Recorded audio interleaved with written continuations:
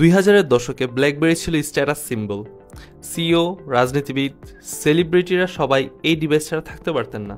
ক্র্যাকবেরি নামে পরিচিত ছিল এর আসক্তি, কিন্তু 2007 সালে অ্যাপল আইফোন এবং অ্যান্ড্রয়েডের আগমন ব্ল্যাকবেরি পতন ডেকে আনে।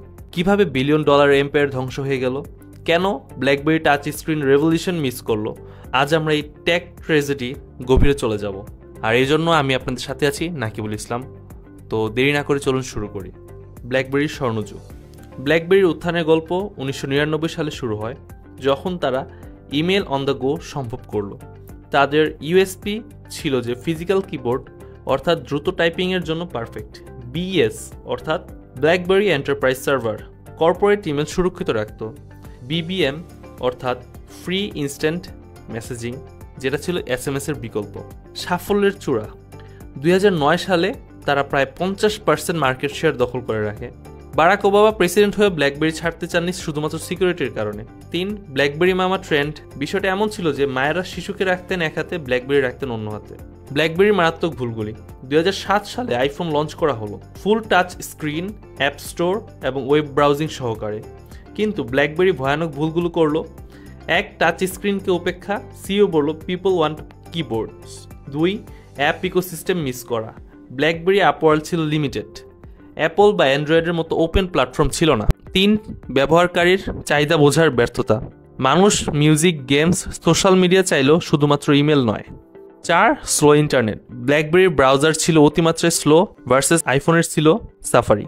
মজার ঘটনা, 2009 সালে ব্ল্যাকবেরি স্টর্ম সিরিজ লঞ্চ করে, টাচ স্ক্রিন প্লাস ক্লিকযোগ্য ডিসপ্লে, কিন্তু এটি ছিল ডিজাস্টার। ব্যাটারি লাইফ ছিল মাত্র 2 ঘন্টা, যার কারণে সফটওয়্যার ক্র্যাশ করত। অ্যাপল ও অ্যান্ড্রয়েডের স্ট্র্যাটেজি।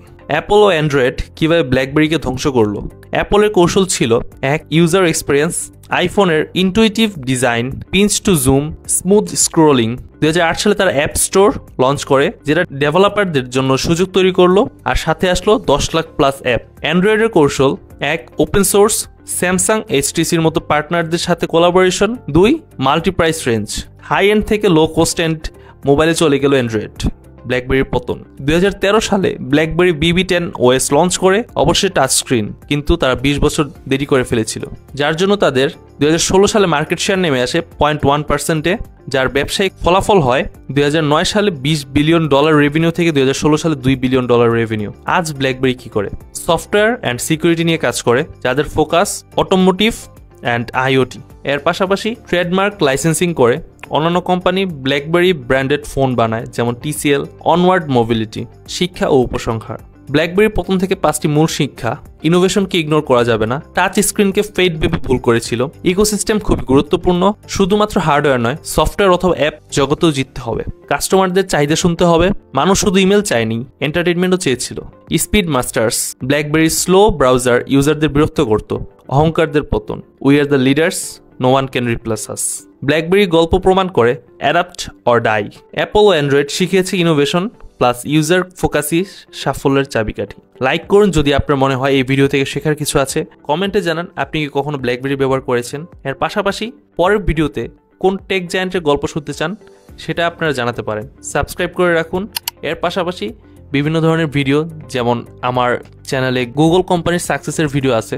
এর পাশাপাশি নেটফ্লিক্স এবং ব্লকবাস্টারের একটা কম্প্যারিজন ভিডিও আছে, চাইলে সেটা দেখে আসতে পারেন। এর পাশাপাশি বিভিন্ন ধরনের ইতিহাস ভিত্তিক ভিডিও আছে, আপনারা চাইলে সেগুলো দেখে আসতে পারেন। আসসালামু আলাইকুম। লাভ বাংলাদেশ, লং লিভ বাংলাদেশ, ইনকিলাব জিন্দাবাদ।